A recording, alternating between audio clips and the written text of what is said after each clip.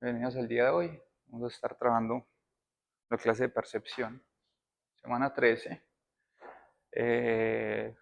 Son unos conceptos muy sencillos, ya los hemos visto probablemente a lo largo del semestre.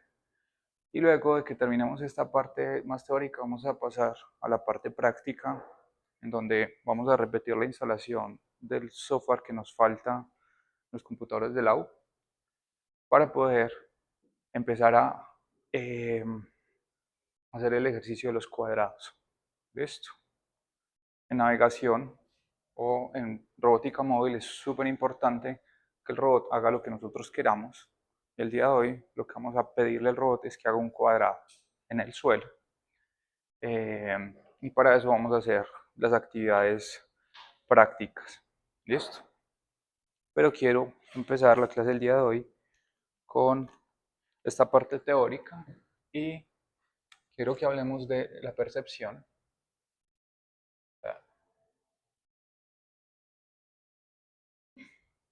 ¿Qué? ¿Cómo? ¿Qué es para ustedes la percepción?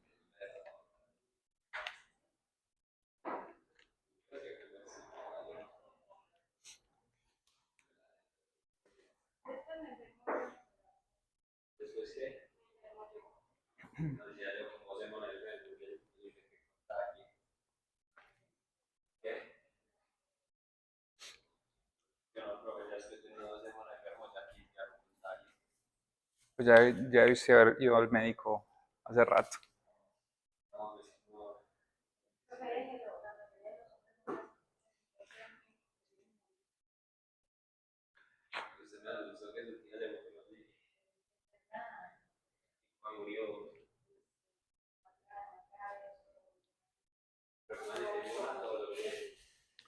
Total.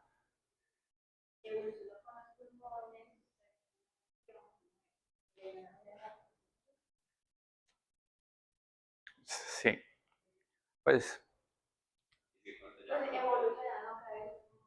claro, sí.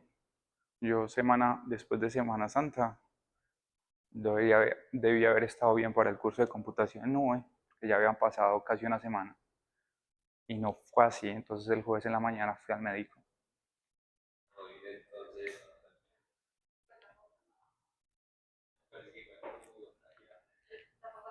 Y a los 2 días de ir al médico tomándome las medicinas recomendadas, quedé listo.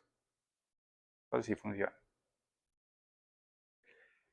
Bueno, entonces, regresemos. Ustedes están muy dispersos.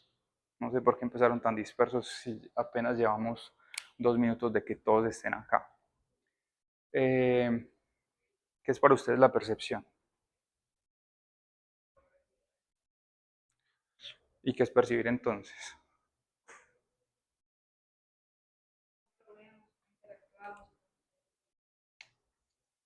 Ok. El sentimiento es una percepción entonces.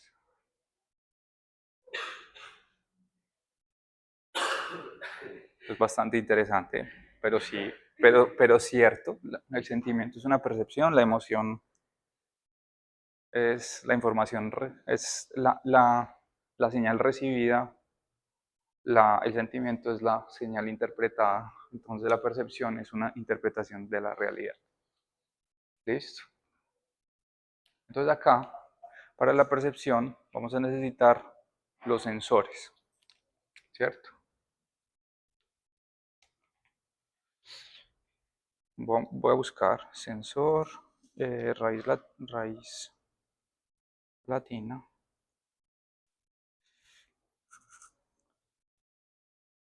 sensus. Muy bien. Tanto sensor como percepción vienen como de la misma raíz latina. Nosotros percibimos a través de los sentidos, los robots perciben a través de los sensores. ¿Listo? Con los sensores, los robots perciben el entorno y con eso toman decisiones.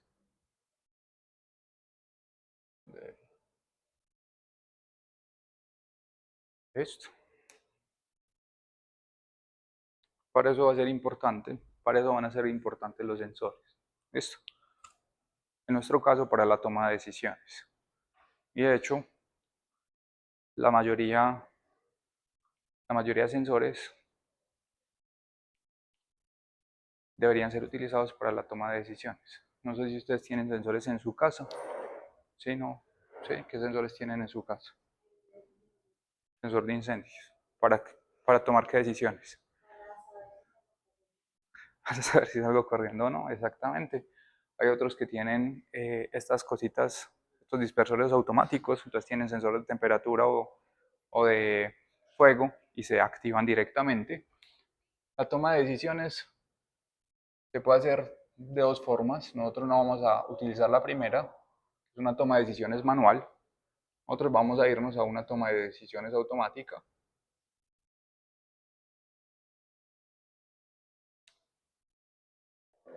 Y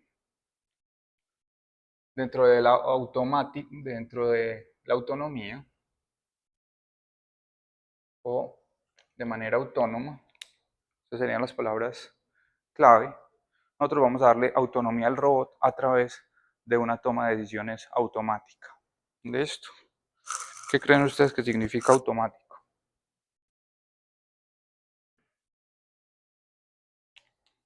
¿Mm? ¿Qué es automático, señoritas y señor?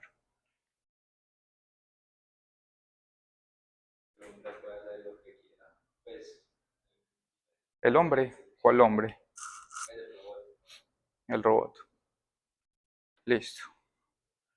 Normalmente está relacionado con algo que no tiene intervención humana, ¿cierto? Puertas automáticas se abren sin la intervención humana. Lo mismo va a pasar con los robots. Nosotros tenemos robots autónomos automáticos, vamos a tener robots sin intervención. ¿Listo? Entonces, para el caso práctico del día de hoy, nosotros vamos a tener nuestro robot, voy a pintarlo como un círculo y una flecha, indicando la dirección del robot. Si nosotros queremos que haga un cuadrado, entonces él deberá tomar las decisiones para hacer este cuadrado. ¿Listo? ¿Cuáles serían las decisiones que debe tomar el robot para poder hacer ese cuadrado? Esa es una característica de un cuadrado, pero ¿cómo podemos llevarlo a las decisiones que debe tomar el robot?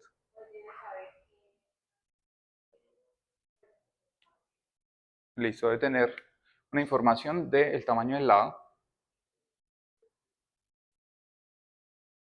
¿Qué más información necesito?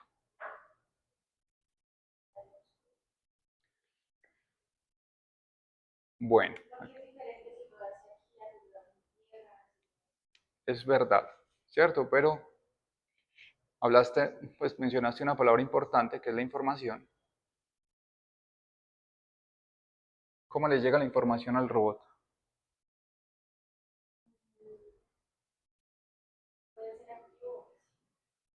¿Qué quieres decir con eso?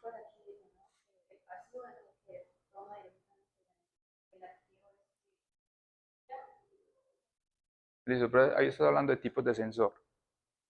¿Cómo le llega la información al robot?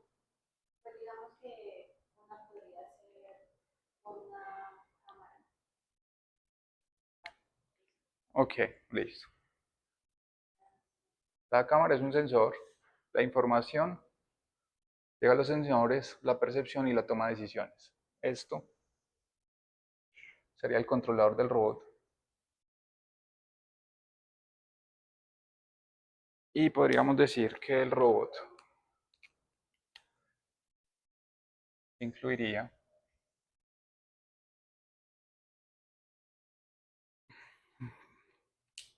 listo, el robot incluiría los sensores. Listo. La información puede llegar de dos fuentes, puede llegar a través de los sensores, pero también puede llegar a través de las interfaces. Listo. ¿Qué es una interfaz?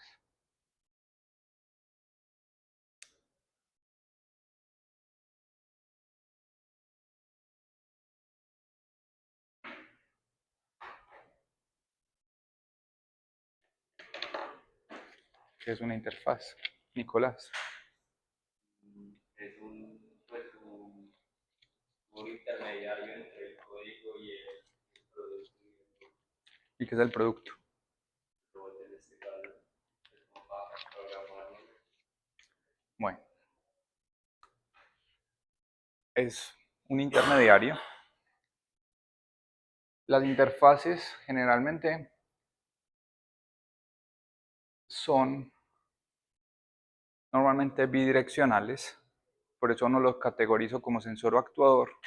Normalmente una interfaz es un sensor y actuador al mismo tiempo, ¿cierto? Por ejemplo, en el caso de las tablets o de los celulares, nosotros tenemos una interfaz que es la pantalla, ¿cierto? La pantalla nos envía información a través de los LEDs, que son actuadores, y nosotros le enviamos información a la pantalla o a través de la pantalla al celular a través de los sensores capacitivos que tiene la pantalla. ¿Listo?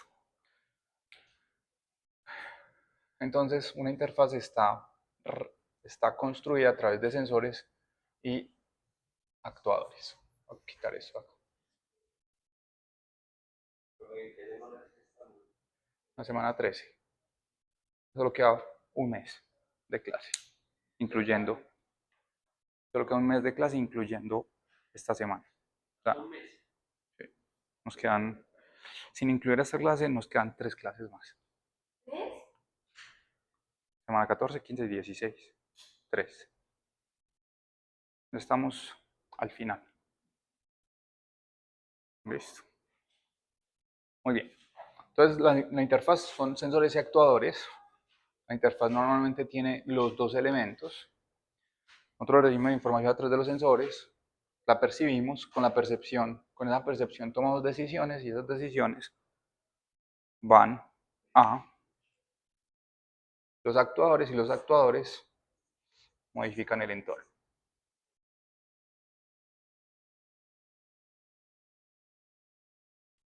¿Listo?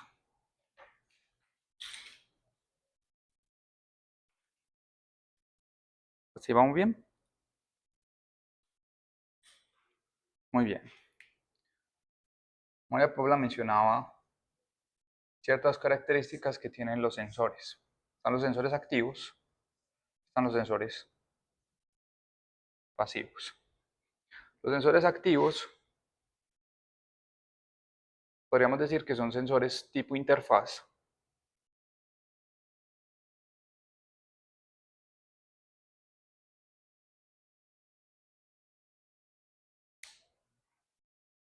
Porque yo digo que los sensores activos son sensores tipo interfaz. ¿Qué creen ustedes? Son tipo interfaz, los activos. Exactamente. ¿Listo?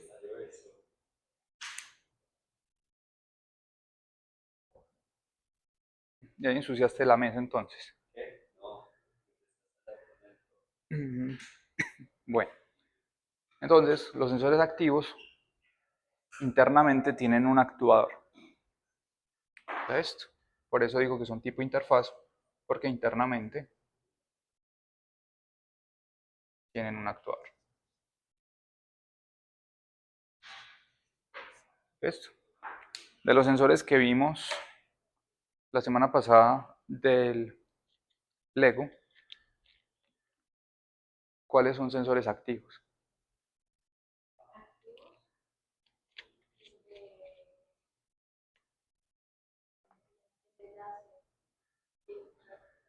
El ultrasonido. Sensor de distancia ultrasonido es un sensor activo, ¿por qué? Cuéntame.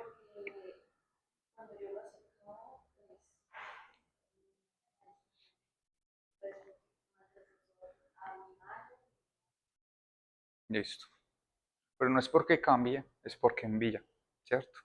Porque envía una señal ultrasónica que rebota. Entonces, tipo interfaz internamente tiene un actuador que envía la señal y un sensor que recibe esa señal. ¿Qué otro de los sensores es activo dentro del kit de Lego?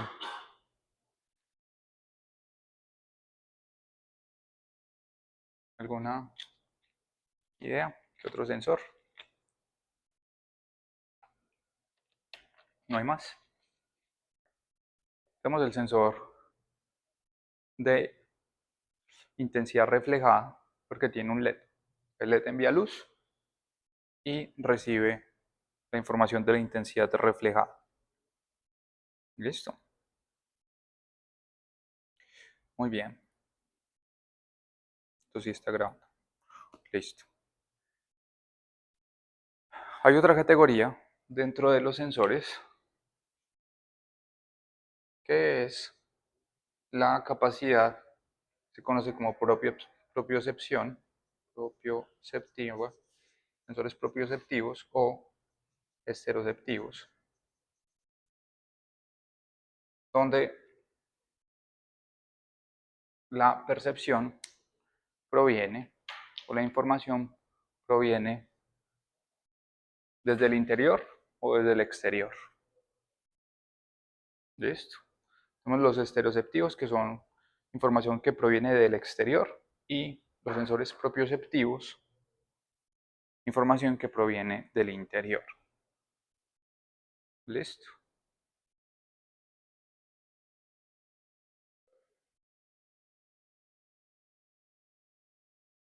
Si ustedes cierran los ojos un segundo, por favor, cierren los ojos un segundo. Ustedes saben dónde están sus manos. ¿Están con respecto a qué referencia pueden indicar dónde están sus manos?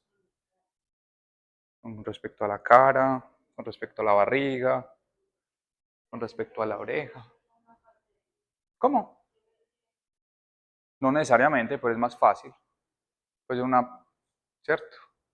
Es más fácil en este caso hacer una posición relativa, ¿cierto? Si pensamos en un robot humanoide, normalmente el marco de referencia está sobre el tronco, entonces tú puedes saber normalmente dónde está la posición de tus manos y de tus dedos con respecto al tronco. Y para poner un marco de referencia en el tronco, el ombligo, ¿cierto? Ustedes todo el tiempo saben dónde están sus manos con respecto a su ombligo, ¿cierto? No somos muy conscientes de eso, pero si nos hacemos la pregunta, somos capaces de saber dónde están nuestras manos. ¿Listo? Esa información de dónde están nuestras partes no viene del exterior, por lo tanto, ese sentido que algunos llaman sentido interno, para los humanos, ese sentido interno sería la propiocepción. ¿Listo? Dentro del kit de Lego, ¿qué podría ser considerado propiocepción?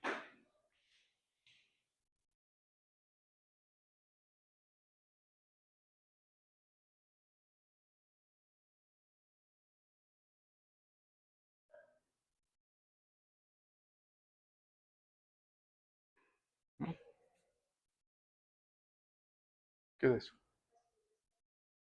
¿Y qué hace así?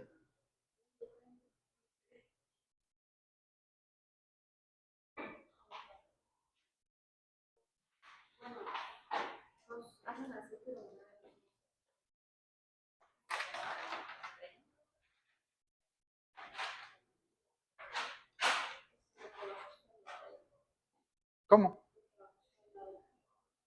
Los motores. Los motores.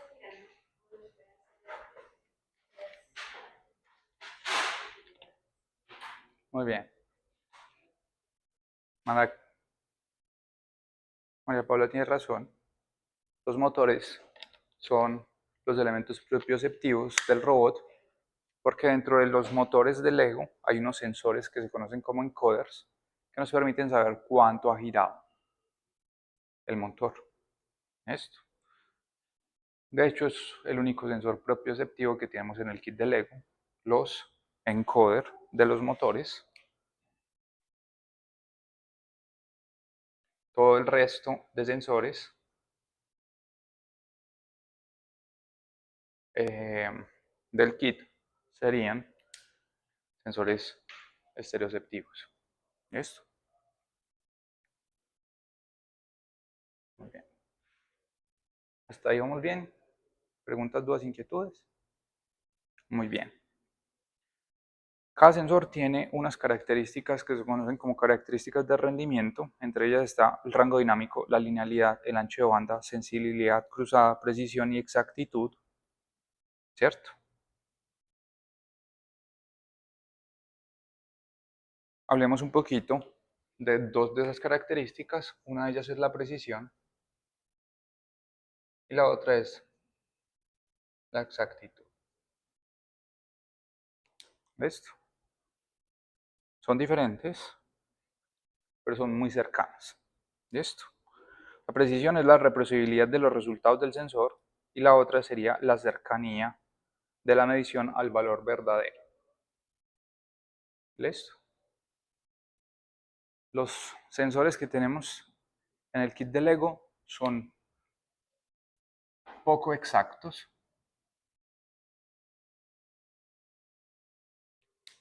¿Listo?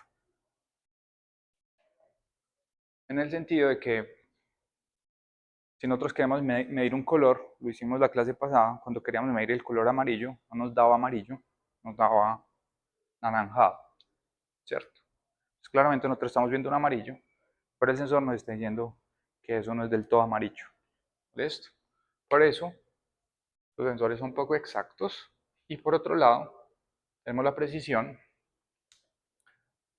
Y la precisión podría estar pensada en, si nosotros cogemos el sensor y hacemos la prueba muchas veces, ¿será que nos da la misma respuesta o no? Si nos da la misma respuesta es preciso. Si no nos da la misma respuesta, sería un sensor poco preciso. ¿Listo? Muy bien. Tenemos diferentes sensores utilizados en robótica móvil, los codificadores ópticos, que también son conocidos como los encoders. En este caso, los sensores de los motores del Lego son codificadores ópticos o encoders. Tendríamos brújulas. Las brújulas son sensores estereoceptivos que marcan el norte magnético de la Tierra. El kit de Lego no tiene ninguna de esas. Tenemos los giroscopios, que son sensores que son propioceptivos. De hecho, leyendo esto, el kit de Lego tiene otro sensor propioceptivo que es el giroscopio.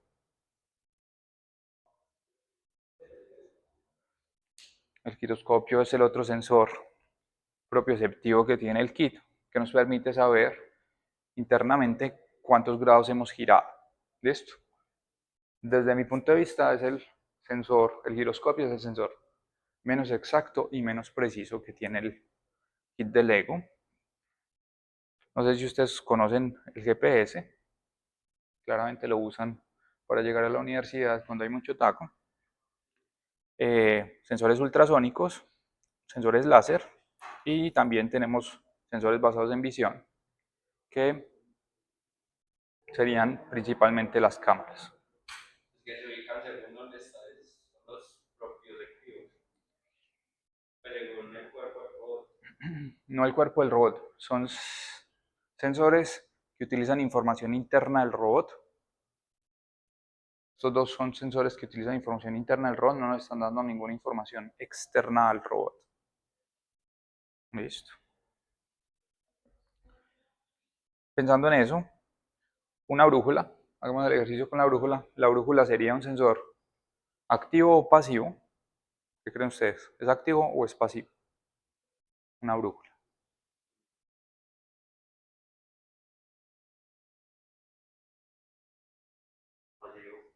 ¿Por qué? Porque no tiene actuador. No tiene actuador. Exactamente. ¿Cómo funciona una brújula? Un magnetismo. Sí, Pues según los polos, norte y sur. el- los polos del norte y del sur. ¿Qué más podemos decirle a María Paula sobre la brújula? Sofi, ¿cómo funciona una brújula? Pues que yo de por sí como que los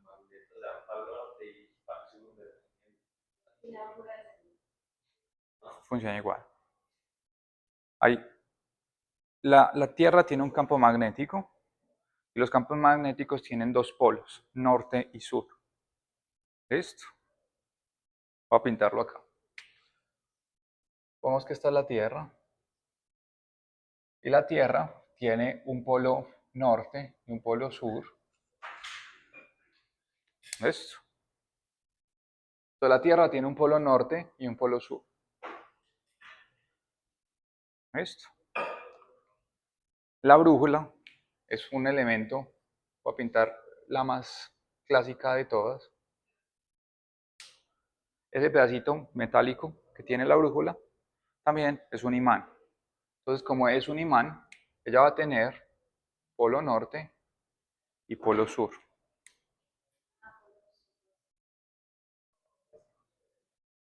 Entonces, lo que va a hacer es que esos dos campos magnéticos van a generar una fuerza sobre este elemento metálico. Como genera una fuerza sobre el elemento metálico, ella se va a alinear hasta un cierto punto. Cuando ya está alineada, podemos indicar dónde está el norte y dónde está el sur. Esto. El norte magnético está en el sur del planeta y el sur magnético está en el norte del planeta. Porque Así lo determinaron, una convención. es porque no ponen el sur en el norte. Pues sí, pero ¿por qué lo nombran así? Hubieran nombrado el sur en el norte. Sí, el sur en el norte. El sur no. Pues el man que le puso los nombres al norte y al sur. Piensa en la brújula. La brújula tiene una línea norte y una línea sur. El norte se alinea con el sur magnético, entonces indica el norte.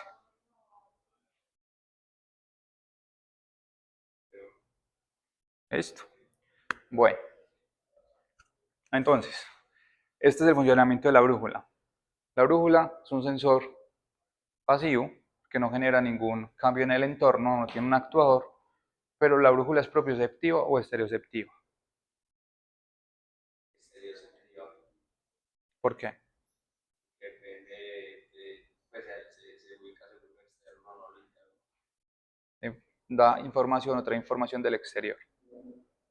¿Listo?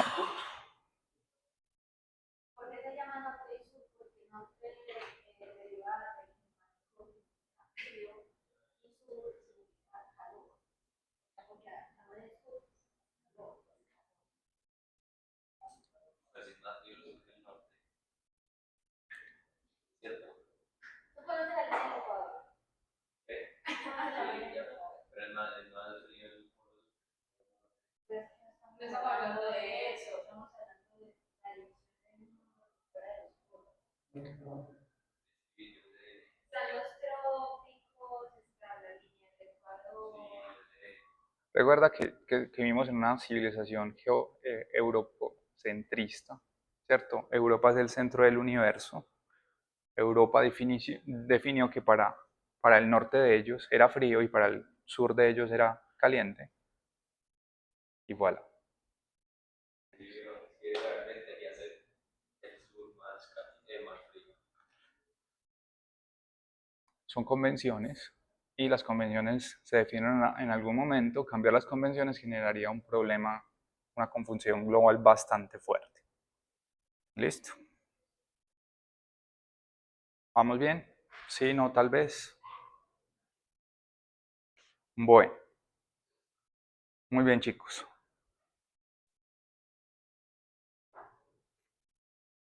Aparte de la precisión y la exactitud, les quiero hablar sobre la incertidumbre.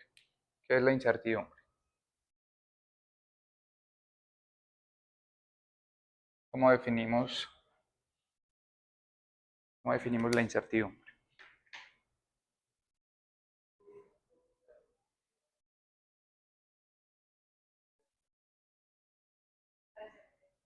La falta de certeza. ¿Y quién genera esa falta de certeza?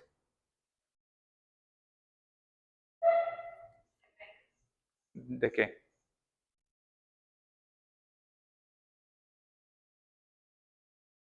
¿De qué depende la falta de certeza?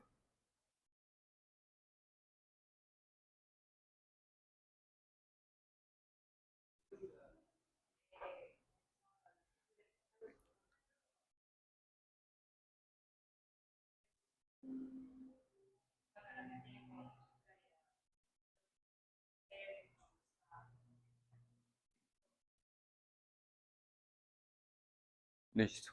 Entonces claramente tenemos incertidumbre en las acciones, en las decisiones. Eso se puede corregir si le damos claridad qué queremos hacer. Como ya sabemos que queremos hacer un cuadrado, entonces tenemos certeza en eso. Pero yo estaba pensando en la incertidumbre de los sensores. La incertidumbre de los sensores ocurre por la imperfección de los mismos. Listo. Nosotros tenemos un sensor de distancia. Ese sensor de distancia tiene la capacidad de medir desde los 8 centímetros hasta los 250 centímetros. ¿Listo?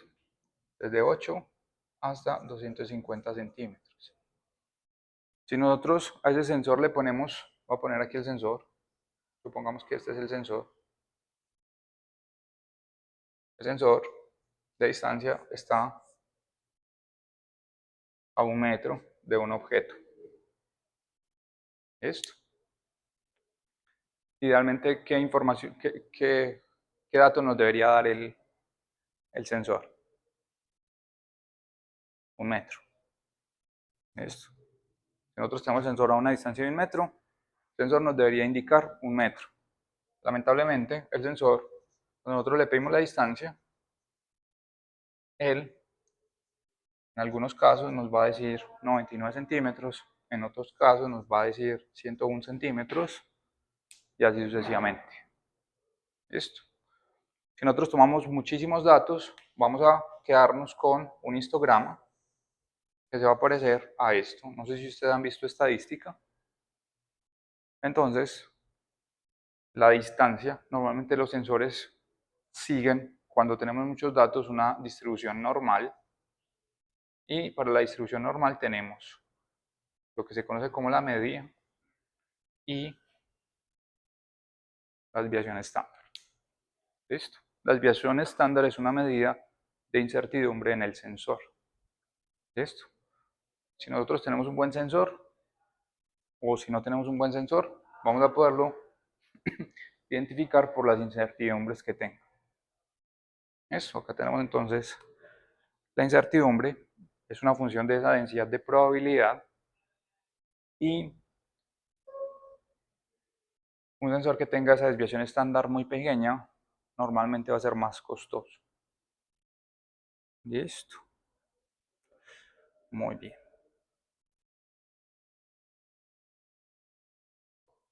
¿Vamos bien hasta acá? ¿Una pregunta? Bueno. Está faltando características. Vamos a dejarlo ahí. Voy a pausar.